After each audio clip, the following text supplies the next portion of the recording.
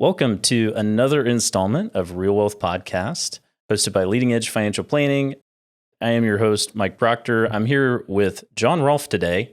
He is a local great in the world of businesses, or businessman. Sorry, he's a businessman, not a business. But it's hard to tell the difference these days.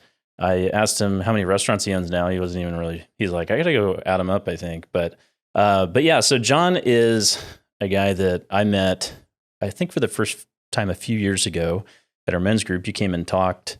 It's a Friday morning men's group. It's been going like 6-7 years now.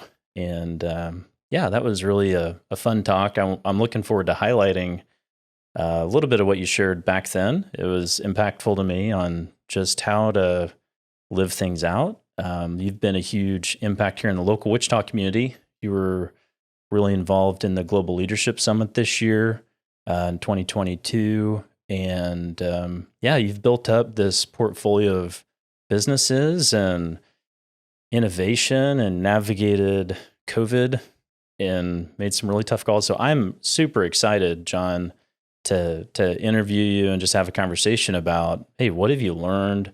And what kind of encouragements might you have for other entrepreneurs or other folks that are just looking to live their best life possible with the time they have left? And also just learn from your entrepreneurial journey, because it doesn't come easy. And pre-roll, I was just commenting on all the different things that can go wrong when you're recording a podcast even, and you learn by trial and mistake, and you get there. So anyways, Jon, welcome on. And also we'll be talking about your recent acquisition a little bit. Thank you. Very grateful to be here with you, and always enjoy opportunity to talk about life. Absolutely. Yeah. And yeah, so I am going to need a little bit of help because the brands that you've developed at this point are rather broad. And I just learned about one more this morning I had no clue about. You just launched Bakesale this year, right? Yep, this summer. Okay, this summer. And so Bakesale, tell us a little bit about what Bakesale is. So we're an established restaurant company. We've been around a long time, but we have this real entrepreneurial bent. It's been a part of our DNA really from the beginning. And so we like trying new things, launching new concepts. Bakesale is our latest foray into that. You talk about learning through trial and error. We launched a pie concept just a few months before the pandemic started, and took a lot of learning from that. That didn't work the way we thought it was going to work. And so we took the learning from that, retooled it, and are taking a second stab at kind of the sweet baked goods avenue into the world. We kind of built it around the theme of enjoying the journey. I have a sweet tooth myself, and it's hard to find really quality baked goods, great pie. And we expanded it with cookies and lemon loaves and fresh squeezed lemonade and some good espresso drinks and things like that. And it's doing really well so far. Nice. Do you? So I know you've incorporated some gluten-free options with Homegrown. Do you have gluten-free at Bakesale? We do. We have gluten-free and vegan. So wow. Yeah, vegan peanut butter cookie, a gluten-free Monster bar. So we really try and think through that. Yummy. And then some gluten-free pie options around the holidays. Okay. So, yeah, which it's hard to do in a baking environment. But will be in. Our lead kind of creative when it comes to the recipes and the baking has a lot of food allergies in her family, so she's real on point on that, and always keeping it at the top of our mind as we think through our lineup in the restaurant. Right, and also Carlos O'Kelly's. That's a local favorite, and you're all over the place with that too, right? Yeah, we have 13 of those. That's a concept my dad and uncle created back in 1981 when I was all of 2 years old. And so we just crossed over 40 years. This December we'll hit 41 years of that concept, which is a long run for a casual dining concept. But they launched it really at a time when a lot of people didn't know what Mexican food was in a lot of the United States at that point. And so it was really fun to kind of grow and catch that wave in the 80s and 90s and early 2000s. And we just have some great teams that are still part of that concept. And it's really a part of the DNA of a lot of families and a lot of lives and a lot of communities. So it's really fun to have a legacy brand like that.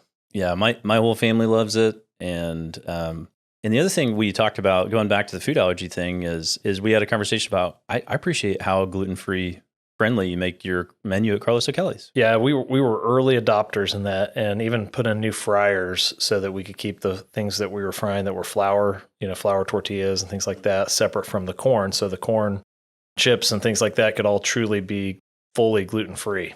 And we put together a gluten-friendly menu. It was really well received because we were one of the only ones doing it at that time.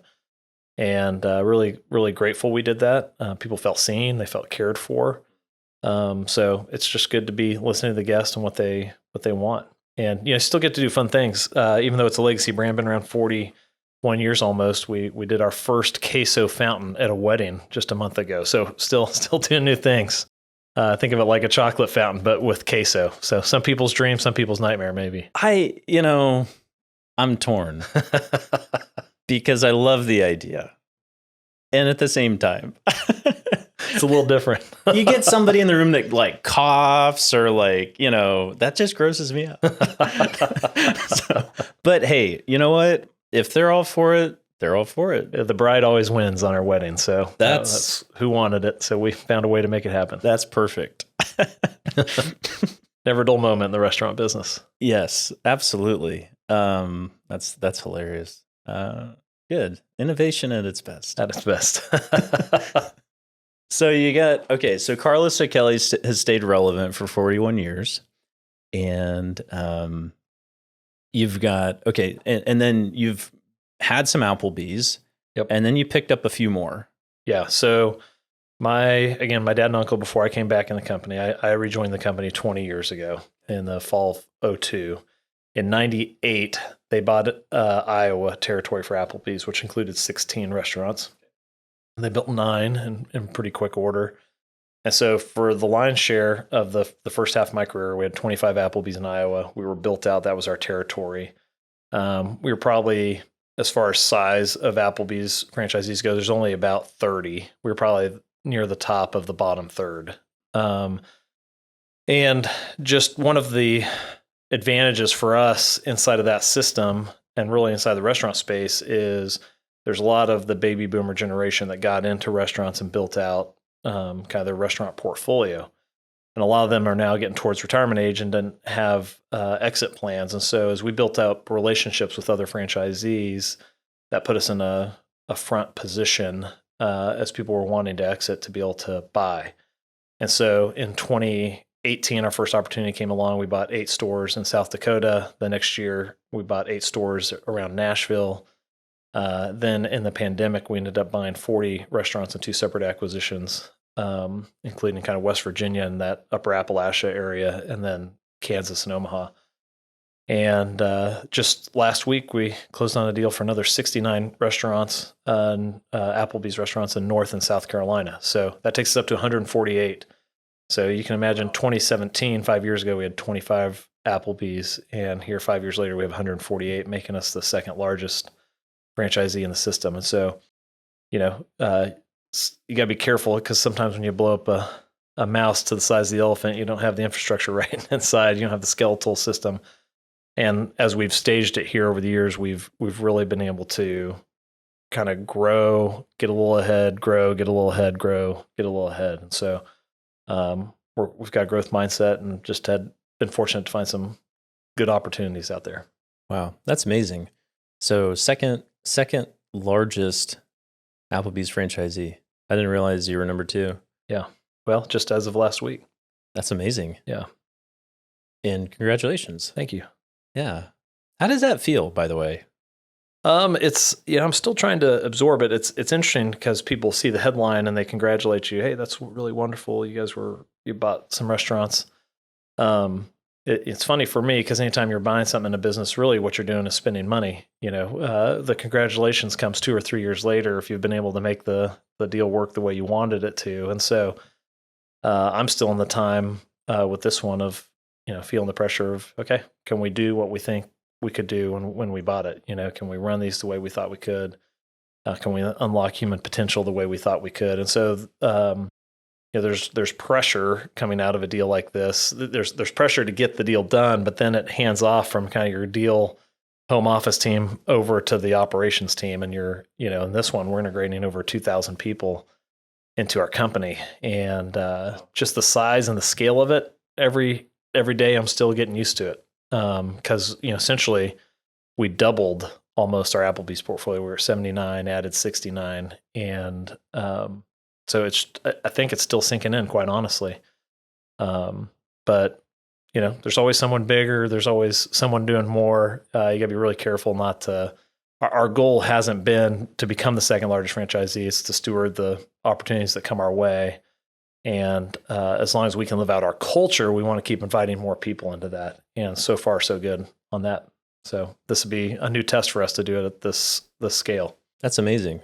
So how many employees do you have across like all your stores, all your brands? We're over 8,000 employees. Wow. And then being in the restaurant industry, we'll cut over 12,000 W-2s because we have so much turnover. Right. So yeah, we serve, on average about 100,000 people a day in our restaurants. That's the kind of scale I'm still trying to get used to, and the opportunity to touch lives and impact people through all that. 100,000 people every day. Wow. Ish.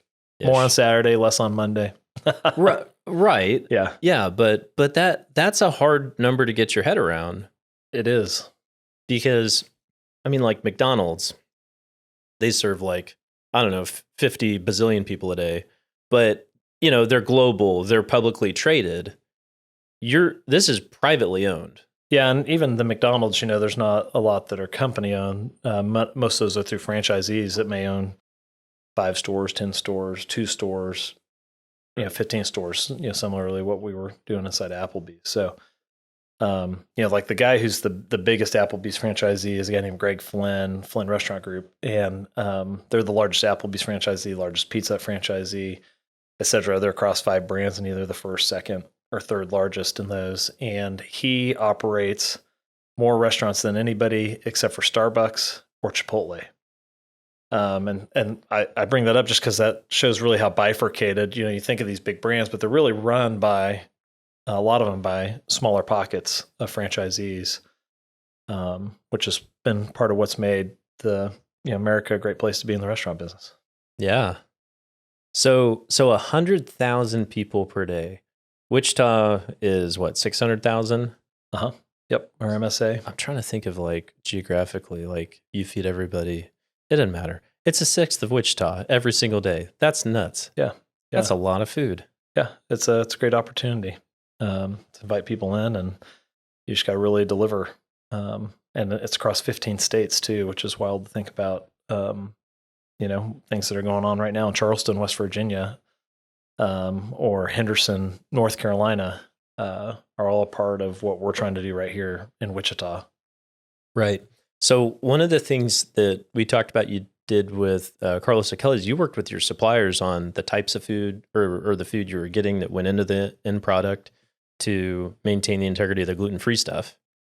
Are you going to have that level of influence with Applebee's now? Well, we get to enjoy a good amount of influence inside the Applebee's system, but it really is a partnership with the franchisees. And part of what makes that brand so strong right now, like I said, is it's really, I think, about 27 real franchisees that make up that system. And when you think of a system of 1,600 restaurants, that's really unique. So like IHOP, which is the sister brand inside of Dine Brands, which is the who owns Applebee's, they have over 300 franchisees. So you can imagine trying to get 300 people to agree on a direction. Sure. We can get 27 people in the room, talk it through, and line up and move. And so, like for instance, during the pandemic, that allowed us to, as a big brand, which usually moves at the speed of a cruise liner when it's trying to turn, it takes a couple miles to get around. It was really able to pivot and move a lot more like a speedboat. And that gave us a lot of advantages through the pandemic, which allowed us to emerge really strongly from that season. I currently serve as the chair of the Franchise Business Council and as the chair of the co-op. And so, get to sit there and think through this, but every decision's well vetted against a group of folks that have been in this business a long time, really care about it. And I really see it as a strength of the brand. Awesome. So it is a collective decision that's being made. It's not like, okay, I'm the big dog now and I get to call the shots. Man, we're 148 stores of 1,600. That's Right? still So- amazing that's concentrated amongst 27.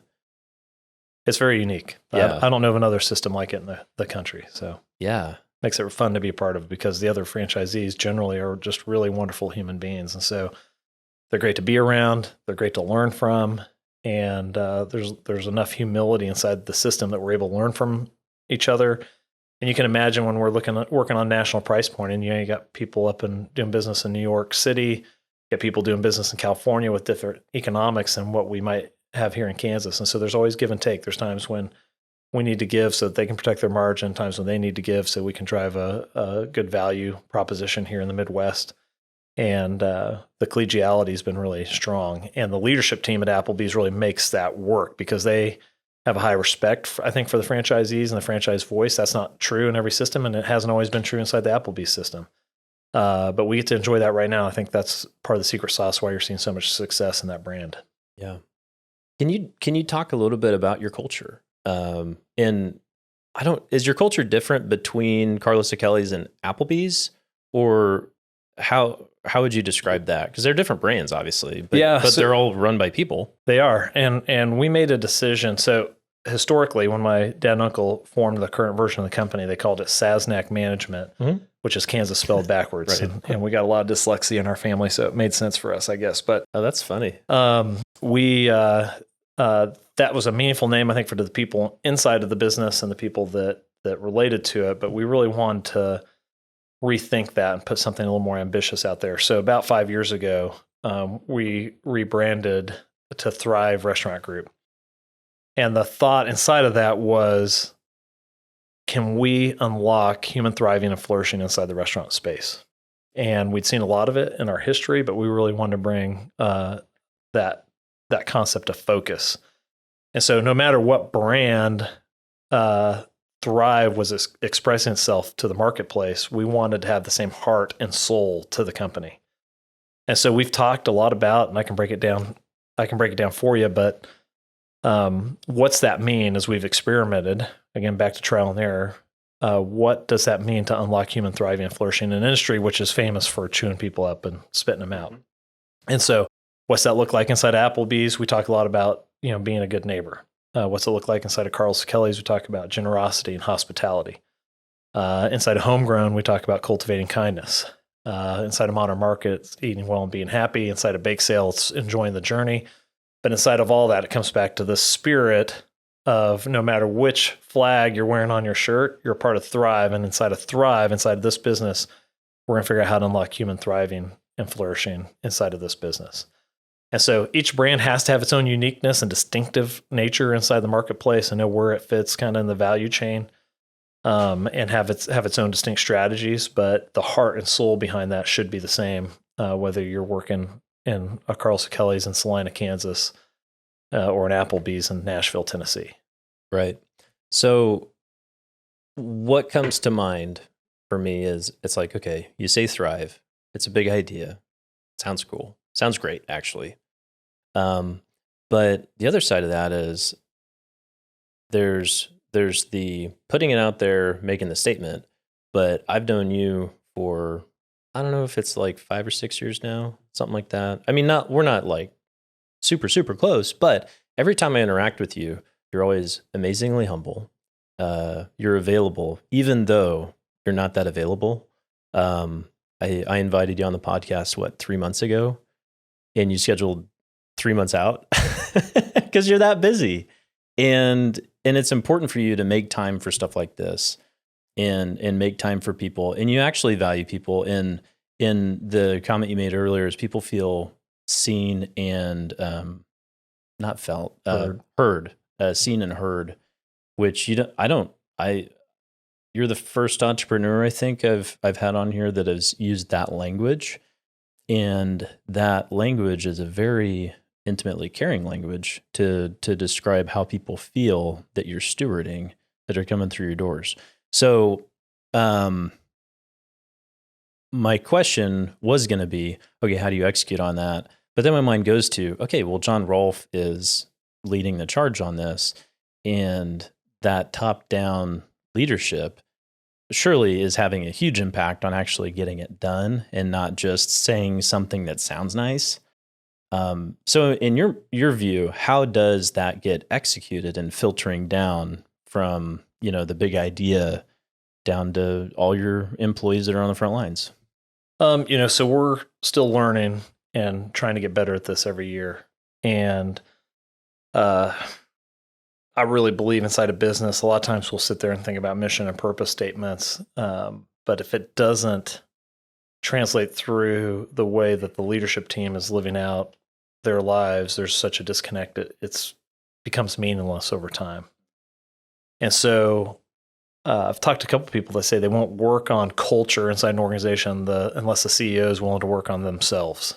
And so I think it's important that I'm always holding myself to the standard of which we're aspiring to, willing to work on myself, willing to learn and grow, make sure that I'm in a position where I'm thriving and flourishing, and not put myself in a position where my light is dimming or going out because I'm not taking care of myself or don't have enough time for the relationships that add energy and life into my heart. And so I constantly have to be thinking about that. But part of what makes it work at Thrive is really you'd see the same spirit across the whole leadership team.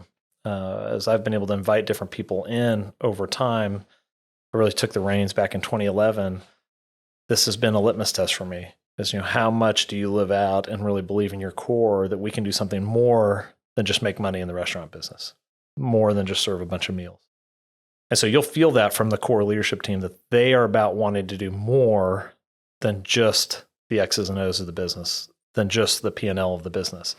And so, at our scale and size right now, if it was just up to me to be driving that vision and that culture, it would fail. It wouldn't reach as far. And so the more people that you can have an agreement and passionate about what you're trying to do that's beyond just the X's and O's of your business, it can pull through.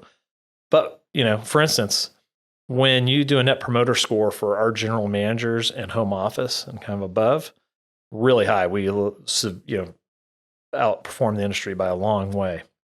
When you drop down to our middle managers. Can you describe what a net promoter score is?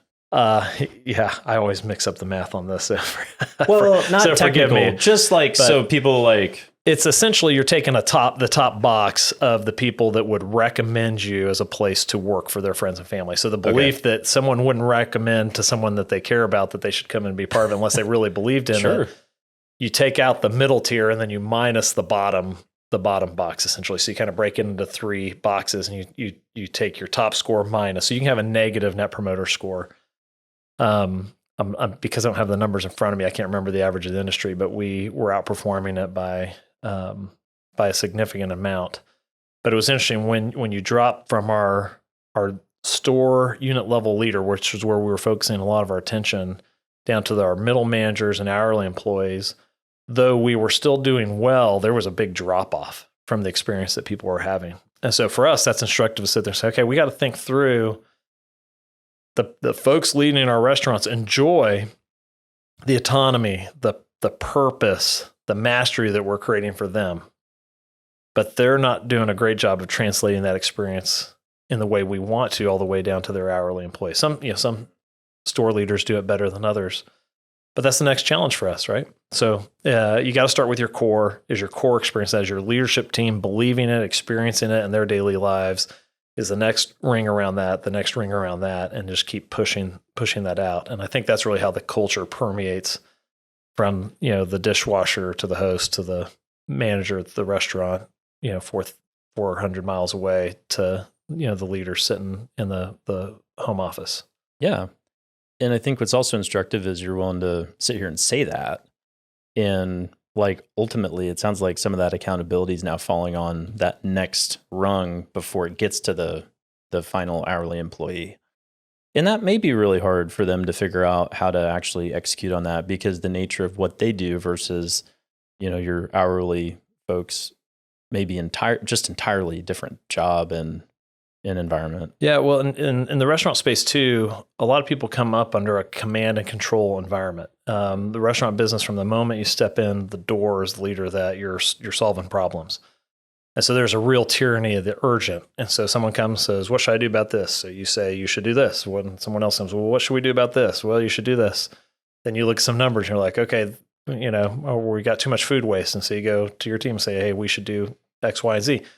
And so the nature of our store level business doesn't lend itself as well as you might from an office culture of sitting there and saying, okay, well, let's step back and let people create their own solutions. And particularly with our growth and expansion that we've done, it's been interesting to help just people feel the freedom, to not wait for orders before they act, like to feel like they have the autonomy to act and be the leader of their store. But two, to break the habit of what a lot of times people have been brought up inside this industry, to sit there and say, don't always have the answer for every question. When someone comes to you, say, well, what do you think we should do? And just take the extra 3 or 4 minutes to help let them come to the solution and own the solution. And then you're building a leader and they're feeling the autonomy and the sense of mastery that you like to feel as the leader of the store. So how do you share that gift that you enjoy? How do you share it with your team?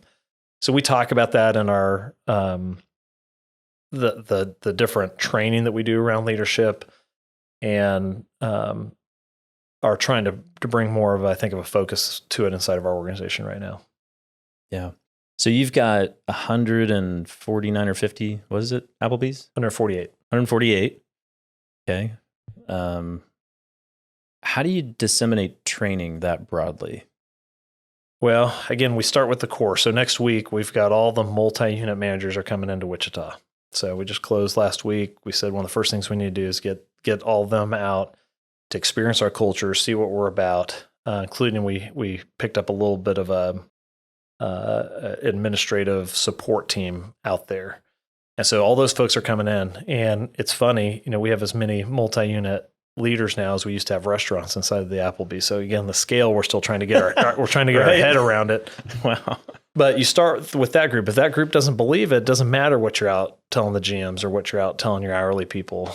And so the first goal is to help them embrace it, believe it. A lot of it's just belief that we mean what we say we do. And then they can turn and create that experience for their GM. So you always have to start with yourself, and then you've got to move with your core team and move it out with that way. When a lot of times we start with like, how do I get this out to the hourly team member? And so you start there, right? Versus letting it ripple down, having the patience to make sure you're have the commitment and the real understanding from each rung moving out towards the edges. I'm reading this book right now, and I mentioned it when I was so Jacob Wayman's podcast will come out right before this one, but it's interesting about how our brain works and rewires, and how it takes that repetition, but not just like the knowledge, but like you have to, at your heart and your emotional level, your limbic system has to be able to believe that. And so it's interesting that you bring the people in, and you've got it's not just a retraining, it's a re-experiencing them to what your brand is versus what they were under before with 69 new stores. And that's really incredible that you guys are in process of that, and you've done it before, and that's amazing. Yeah. And those experiences help impact what they believe about us and what they're willing to go do themselves. And that creates the experiences for their team members. And the experiences their team members have really dictates the experience that we're going to have for our guests out there. And so thinking through what someone's experiencing from your organization is really important. And then to sit there and say, what do their actions reveal about what they really believe? And we've acquired some groups, like I said, that were so deep in command and control, they were just used to an email coming every Monday morning telling them everything they'd done wrong that week before. And we don't run things that way, right? And so it took them, I think, 2 or 3 months of no emails on Mondays before they really believed, that we weren't just standing up saying, hey, we really see you as the leader of the restaurant, and we want to empower you as the leader of that restaurant. And, tell us what you need. We're not going to become hammering on you every Monday, and we want to celebrate the things that you're getting right. And once people then begin to experience it over time, they really start to believe what you're saying. I think really in this day and age, we hear a lot of people say things they don't really mean. And so it has to be proven out in our own actions and their own experience with us over time. But then once they catch it, it's really been exciting to watch. I mean, you think about us buying 40 restaurants in the middle of the pandemic when we were limited in our ability to pull big groups together. And through people's experiences with us, even through just the way that we run our business, we were able to see the lights go on and people change their behavior and create better experiences for their team members and have a better experience themselves as part of Thrive. So it's been really fun to watch. It gives us the confidence that we can go out and do an acquisition of 69 and would expect to see the same thing in the next 3 or 4 months out of that group. Okay. So what do you think is the difference between your the empowerment of their own autonomy of running their own store versus them feeling like, oh, okay, he bought it. It's, and I'm just going to like play devil's advocate thought process for a second. They don't have the scale to actually support us or like to really be as involved with us. So we just need to do our own thing. Like feeling left out on a limb. Like what's the key difference there? I think it's in how you interact with them when you interact with them, right? Okay. So if you just leave them on an island and you don't have any interaction with them, then their belief that they're out on an island and we don't care, we don't, just go do your own thing. But we're really active in coaching them as leaders.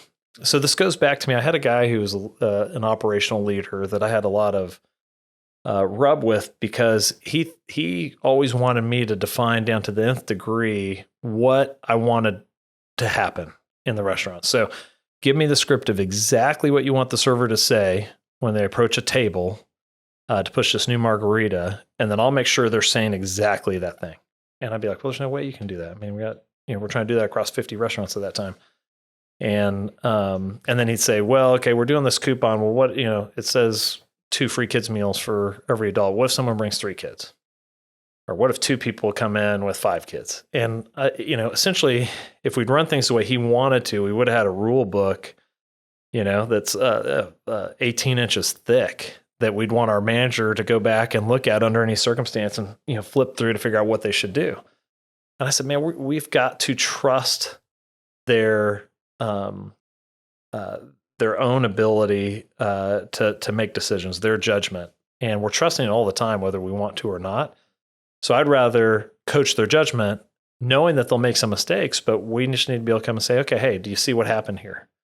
Let's learn and do it the next time. And really at the core of kind of how we lead things is this idea that, okay, we believe we can trust your judgment. Now, if you show us over and over again that we can't, well, then you're not the right person for the role. And that's really kind of the weaker side is we can hang on to people sometimes a little longer than we should because we're giving them the opportunities. But generally that patience pays off. And I can think of a couple people right now. We have a leader in South Dakota that we kept giving him time to get there. And then when he got there, man, he's just running incredible results and doing a good job with his people. And it's really beautiful to see when someone starts to live out of their kind of the best parts of themselves as they interact with other humans. Yeah, but you have to, I think the trick is it's nice to talk about the nice and fluffy things and we get knocked around for that a little bit, but you have to come around and be willing to have the difficult conversations when, someone is making a mistake, but you want to approach it with grace, but also with that mixture of truth. And so, hey, this is what's going on. Do you see what happened? And, this is why we need to do it this way. Let's see what happens next time. So sure. And not starting from a point of they meant to do it, they were meant to make a mistake, that grace piece of intuitively, it would seem like the bigger you get, okay, you've got 8,000 employees and it's much easier to manage, which you do, through your management. But I think the other easy thing is to see like 8,000 data points. You got to zoom out to see 8,000. Okay. And that makes them small, but it sounds like you've maintained the level of perspective to keep seeing your people as people. Yep. We really try and be a human-centric organization, and inside of human thriving and flourishing, you got to interact with people as humans and understand that their life isn't entirely made up of what they do at work. They have other things going on. So how do they have a balanced life, and how do they have healthy relationships? And how do they feel like they're growing and in a an environment that is concerned about their growth and concerned about their whole humanness. And so that, that's like what I said, the team that we've had the opportunity to select as we've grown has been really wonderful. But what's been neat is when we've made these acquisitions, we've largely left the leadership teams on the operational level in place. And we've seen them just blossom with this environment. We talk about it really in terms of being a gardener instead of a mechanic. A lot of the language we use around business would sound more like you're a mechanic. Let's go fix this process and tweak this part of the machine and remove this and replace it, versus the thought that you're nurturing a garden. You still have to go prune. You have to know when to protect and when to challenge, but you can't go just grab a plant and pull it up and look at the roots, see how it's doing, and jam it back in there. There's a nurturing aspect to that. And what we say, and I think we mean it, is as long as we're seeing this work, and when I say this, I mean our culture, as it's transforming lives, then we'll keep growing. We'll keep inviting more people into that party, so to speak. When we lose that, then it's time to stop growing or shrink until we can regain that, because getting bigger is not always better. And it's been harder for me as I watched my dad and uncle, my whole life have these personal relationships and be in every store several times a year. And when we got to about 100 restaurants, that's when I realized if I keep running things the way that I watched it get run, I'll be the bottleneck for this organization. Because if it's as many stores as I can get into every year, well, there's a limit on a calendar, right? But if I can trust that this culture's got power, I can trust the team members out there, then I can let go of some of that and not feel the pressure to be the touch point or the driver all the time. And that's been a challenge for me. I've had to, change my golf swing a few different times. This one felt like I was even playing a different game, but it's been working, and we want to keep seeing that work in the sense of what we're trying to do be more about than just the P&L. Yeah, that's awesome. It's amazing. It's a journey. And honestly, I say praise God, because I know your faith intertwines right, like with your whole person, with your business practices, with who you are on a day-to-day basis. And it feels like your business is represents that to, from the top to the bottom of your employee chain, and the intention is there, the heart behind it's there. And yeah, I mean, it's a for-profit business, but it is also ministering to the people that work there. Yeah. And I think you can do both. Yeah. Right. And I think we should aim to do both, not one without the other. Profit and excellence in business is important, out there. You don't want to invite people, and results are actually one of our core values. We have 3 core values: relationships, results, and respect. And the results are on there because if you're not producing results, you're not caring for the people you're inviting to be a part of your team, right? People don't like it. They don't thrive on losing teams, so to speak. And so how do you get good and help people know how to be great at what they do? Mastery, I think, is a part of human flourishing. But also, how do you not tie your identity to that, right? So there's been seasons inside of our business that we've been tested by failure more than success. And you got to know that all this won't be around someday. Your business won't be around. Applebee's won't be around. We're not building something eternal inside this bricks and mortar, with this bricks and mortar. But what we get to do with the relationships, we can see the power of that just at every retirement party. Like no one, I've been to, I feel like, hundreds of retirement parties after being around this business my whole life. And I've just never heard anybody sit there and say, hey, man, I remember Q2, 2008, we hit our labor numbers, and I'd been trying to hit my labor number. Like they're not talking about that. What they're talking about is like, oh, Mike, you remember when we opened that store together and you had this go on and we were able to be there for you? Or remember when we were doing this and you were the first person to see the opportunity that I could have inside this business. And you told me to stay with it when I was thinking about leaving. It's the relationships that bring the meaning to the work. And so that's why sometimes the macro environment's working against you. Sometimes it's working for you. Sometimes the wind's in your face. Sometimes the wind's at your back. And so you can't let that define how you feel about yourself and the mission that you feel at work. The opportunity is to love people in the hard times and the good times. And, that takes a lot of introspection and work to know how to love people. It took me a long time to learn how to do that. Yeah, absolutely. Especially when, we don't get everything from maybe our core family. And hey, we're all human and we all receive and give in different ways.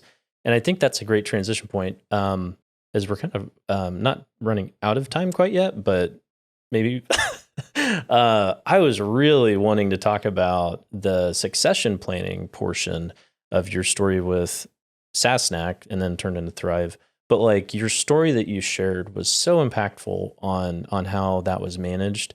Would you mind just telling, I guess, the version of that story that you're comfortable with? Yeah, and I'll share kind of a high level version, and any details you want me to get into, I'm happy to. But essentially, my dad and uncle had gotten into business in the early 70s together, and prior to that, my uncle was 10 years older than my dad, and so he had been in business with his brother-in-law before that, and he tragically died of a heart attack in his 30s, and so they had to manage that transition.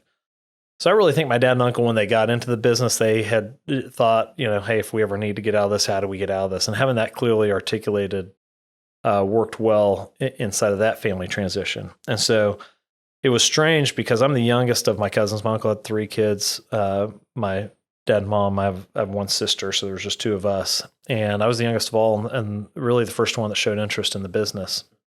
And when I came back, it was interest in the business, but I didn't come back to take it over. So I was actually a film major in college and had this vision to go change the world through story. And when I decided to take a year in Washington, really to get better at relationships and understand God better. And while I was there, I just realized, man, I got this really neat friendship with my dad, and that's pretty unique. And I like interacting with him now as an adult. Why don't I go back? I won't ever have a window like this again. Why don't I just go learn business from him for 6 months? That'd be useful to me in whatever I do. And then I'll go on to Hollywood. And so I called him up out of the blue. I remember in March of 2002. And I said, hey, what if I came back for 6 months? I'll just move in your basement and I'll just learn from you and we can be friends. The other part of that for me is, like I just mentioned a little bit ago, is I thought I was good at loving people. I was realizing that I wasn't very good at loving people. I was good at loving people in ways that were convenient to me. And so I really wanted to get better at that. Like when I think about the kind of person I want to become a person who can love people well. And so I said, well, I actually had a mentor challenge me. He said, if you want to get better at loving people, pick one person you want to practice loving. And then you can really see how you're doing with that. I can ask you how you're doing. I ask that person how you're doing. I can ask other people, how's that going? And so I came back with this real thought, well, I'm excited to be friends with my dad, and I'm going to work on loving him so I can get better at loving people. And, I thought, pouring all this love into my dad, I'd see change in his life. What I really saw was change in my own life. And I fell in love with the business. I just really liked it after a year of living in my parents' basement, which I'm sure was their dream, of having their college-educated kid down there. I was like, hey, I think I'm going to stick around for this for a while. I'll move out. But even my first 8 years, it was really about being there supporting my dad. I never saw myself as quote unquote a business guy. I didn't have the ambition to take the business over. Just kind of felt like in the present moment, that was what I was supposed to be doing, and actually made a decision in 2010 to leave the business. I was realizing having the heir apparent in the business, not committed to it for the long term, was starting to confuse people. And I said, okay, it's probably I either need to stay in or get out. Right. And so I actually went to my dad and I said, hey, I don't know what I'm going to go do, but I know this isn't what I'm going to go do. So let's not talk about it to other people yet until we have a clear plan. But I just want to let you know that was a really difficult conversation, really painful. So anyway, again, I can go into long details. Went to a group of friends and asked them if I was a business guy or a politics guy. I was really thinking about running for elected office. And they all said, well, you're way more of a politician. And I said, okay. I didn't see that as an insult, which some people might now. Yeah. And I said, well, think about it. If you think so, then I'm going to run for office. And I went back. I got a whole 11 of the 12 of them. And they all said, yeah, run for office. And the 12th guy said, I've been thinking about it. I think you're asking the wrong question. And this happened to be the same guy that challenged me to love one person. He's had some key moments in my life. And he said, I don't think the Lord looks at us in these pigeonholed kind of ways. You're a business guy or a politics guy or a financial planning guy or a film guy.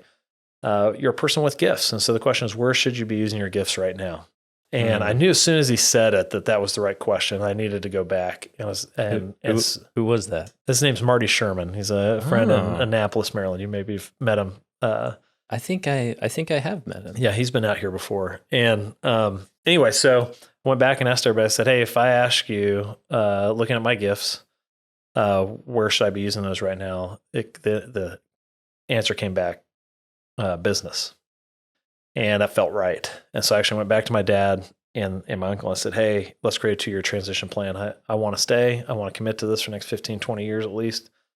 And so let's go. And they said, hey, that's great. Start working on a plan. And 30 days later, they promoted me to president. And what we didn't know is my uncle was going to die unexpectedly 10 months later. And so, again, the thought process, I think he probably learned from when my other uncle had passed away before I was ever born, that they had thought through, okay, hey, there's a buy-sell agreement. This is how it's going to work. And so we were largely able to move through that with my cousins and my aunt in a way where we were closer together at the end of the transition than we were before. And so, I'd have the advice of if you're thinking about that, having real clear communication to people, hey, this is how it's going to look. This is what would happen.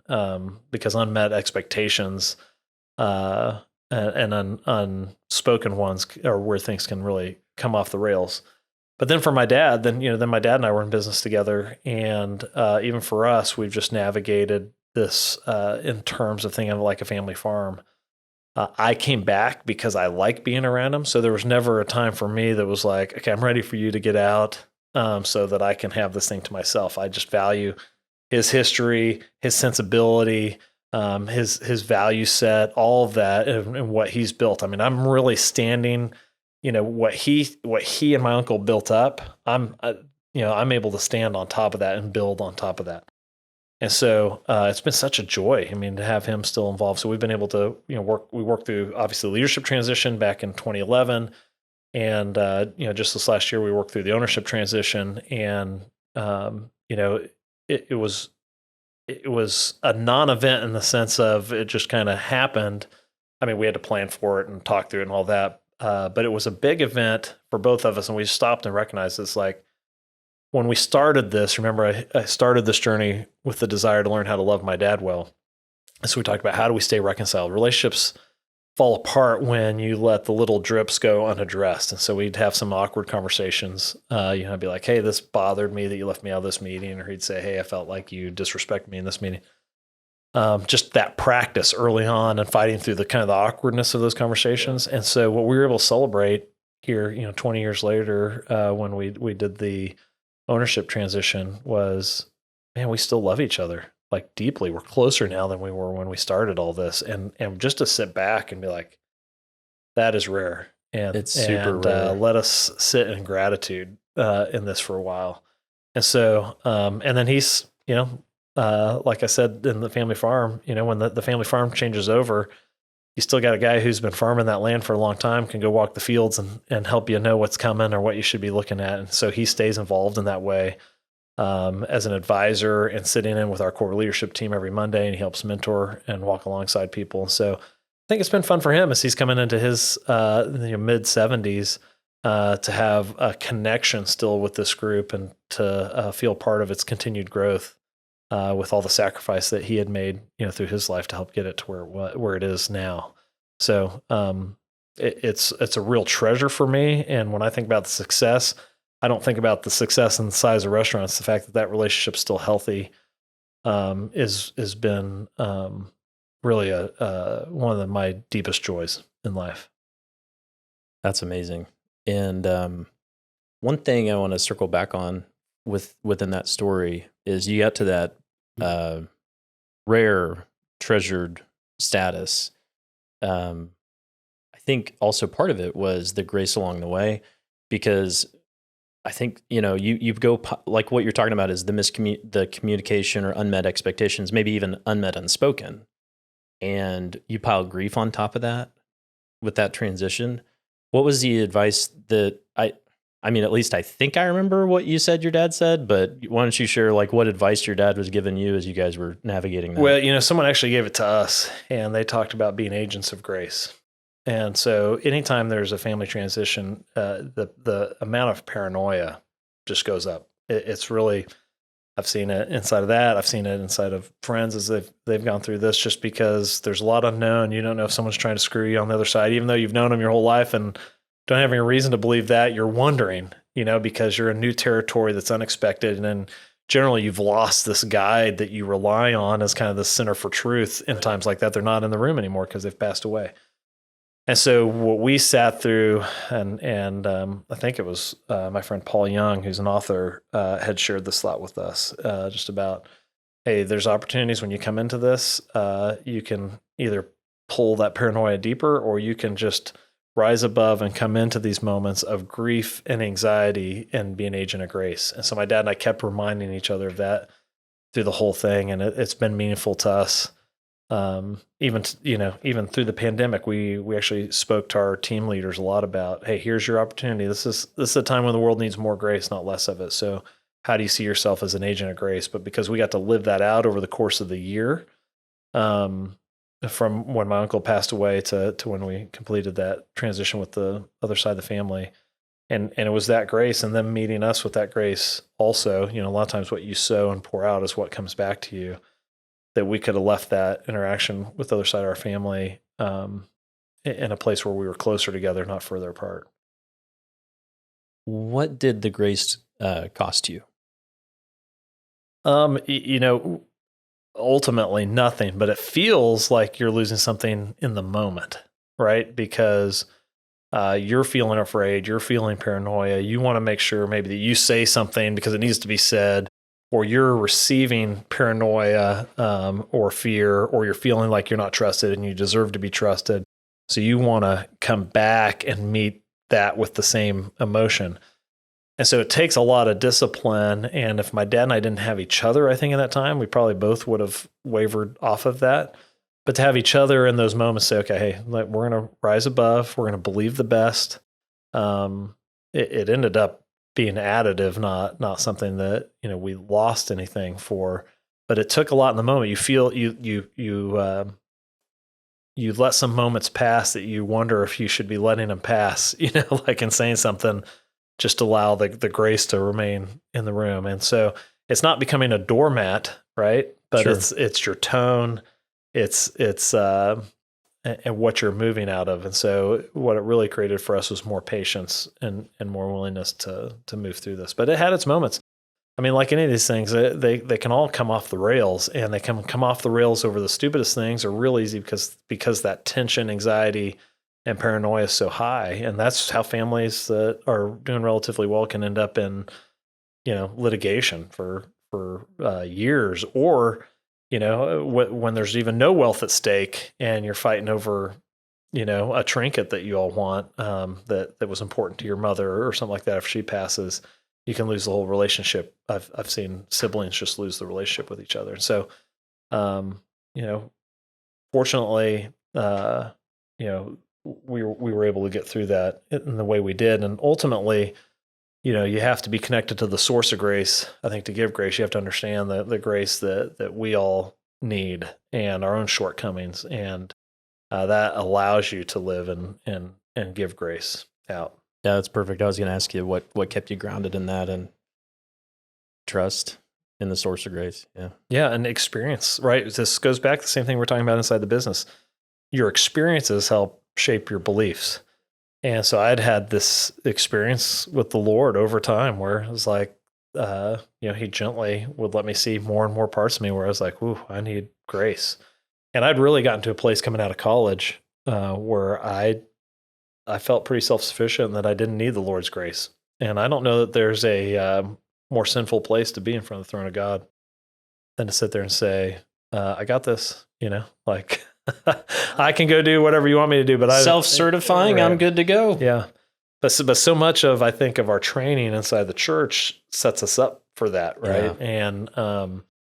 And when that hit me, when I was able to see where I was at, it was, recognize the grace I needed just for that moment. And over time, more and more, I just see, and being married and having 6 kids gives you a lot of opportunities to be brought back down to earth too. You're up to 6? We got 6 kids now. Oh my goodness.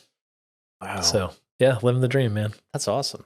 It's a lot of fun. Well, so 6 mouths doesn't hold a candle to 100,000 mouths. I mean, some people are like, how do you feed 6? Like, well, you feed 100,000 plus 6. Well, those 100,000 can pay for it. The 2 to 13-year-old, they're not paying for it yet, but sure.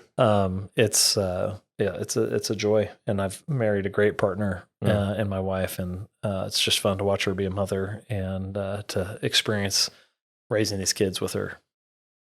That's incredible. Maybe just as some closing thoughts on what do you think is the most important piece of wisdom you could impart to anybody who's wanting to be an entrepreneur, or they're a new entrepreneur as they're in the beginning stages? There's a few things that come to mind. I think one is always be connected to your why and your definition of success. So why are you doing it? What's driving you? How are you going to define success for yourself? So, I mean, you got to have the metrics and a business plan of what success looks like for the business, but you also have to kind of know who you want to become while you're going through that, because when you're launching something, you're really tested in different ways than you are when you're just a part of another business. And so having that idea, and then to not be a lone ranger, right? It's easy to get lonely because you have to carry so much of the weight and so many of the functions. So to pick a group of friends that you can enter that with, that will check in on you, that you can share what's going on. I got a friend who is just launched a business, and he asked me to walk alongside him and his CFO just to be a friend, help them. Having a healthy relationship was one of their goals inside of that. And so I think really trying to make sure you got the relationships wired, you got your why, and your definition of success for yourself out there, because part of that might be to be a good husband or dad, right? If you're doing that and you have those things, or if you're a woman, to be a good wife and mother if you have kids, while still trying to pursue this dream. And it's easy because it gets so demanding that you can wake up and be like, oh, because I was trying to pursue the success of the business plan, I've let go of the success on the stuff that's going to matter when I'm 60 or 70 to a deeper degree. Sharing all that with those friends, I think, is really important. And then, it's when you go to an old folks home, a lot of times you ask people if there's something that you wish they'd done, that they wish they'd done different. There's actually a Wall Street Journal article on this. 80% of them say, I just wish I'd risked more. And so I just, we don't play it safe inside of our organization. I think, you don't want to be stupid and take stupid risks, but, we only get one shot at this life. And so risk relationally, I think it's important to risk by trying something if you've got the idea and the push, and to know that if it doesn't work, that doesn't define you. You tried something, and you ought to be proud of yourself for having the courage to do that. I love that Theodore Roosevelt quote about being the man in the arena. And I think being willing to be out there and fight the battle, even if it doesn't go your way, it was better to live being on the floor of the arena than to be out in the stands watching. So just encourage people that way too. Yeah. Yeah. Takes a lot to step out. It does. I fibbed. What's the best, what's the single most best way you take care of yourself? Yeah, that's a great question, because I'm not great at that. I think the number one thing I do is back to this idea of not walking alone. I've got some close friends that I meet with regularly that care about me, not because of anything I do inside the business world, but for me as a person, want to help me be the kind of father that I've articulated to them, the kind of husband that I want to be. And I just meet with them regularly, and they we share life together, and that's really rich. There's not a lot of lifetime friendships out there. And so that probably pours more into my life than anything else. And then, having boundaries. I'm a guy, as you heard me say earlier, like I like to take risk, but having boundaries is really important because there's always more you can do, and you can always push harder. And I'm kind of made my own self identity that is, well, I'll outwork anybody. And that works out pretty well when you're a single dude, but when you're trying to balance other relationships and other objectives, knowing that, like, okay, this is my boundary with my time. This is my boundary with my phone. This is my boundary on calories. And this is, how important exercise is to me, things like that. I think has been important to me because I always kind of resented boundaries. And then when I realized that there was a lot of magic, you could actually do more if you set up the right boundaries. That was important for me to understand too. Very cool. All right. Well, I will wrap it up because now I got to put the pedal to the metal with the Prius to get you over where you need to go. And thank you so much, Jon, for coming on today and demonstrating vulnerability and longstanding relationships, speaking to the importance of that, grace, and figuring out how to grow your culture in a way that can still permeate who you guys have become as an enterprise. 15 states, you said, 8,000 employees, and that's amazing. Well, it's a great opportunity. I'll just wrap up by saying this. I think the key, as you're out there listening or watching this, is to do your best to live in the present. Like when I think about my own health, that's if I'm worried about the future or trying to retrade the past, I miss things, and it's in the present that is the invitation to bring love and light and joy and grace into the world. And so that's where we find these great moments. But it's also, I guess I say that it's also important to not let the demands of the now dictate who we become when we're 60 or 70. We got to remember who the kind of condition of our heart and soul we want to have when we get to the end of that road, and to make sure we're sowing those seeds to be that kind of person when we get to the end of the journey. Cool. Beautiful advice. Beautiful advice. Thank you.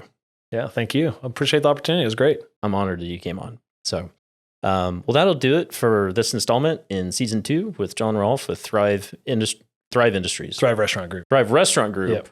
Not Thrive Industries, Thrive Restaurant Maybe 10 Group. years from now. I got to keep all these brands straight, man. You just rattled them off with their, mission statement or tagline, just boom, boom, boom, boom. And there was one in there we didn't even talk about. Yeah. So, hey, that's amazing. Okay, good deal. Well, that'll do it with Real Wealth Podcast for today. Thanks for coming on. Thank you very much.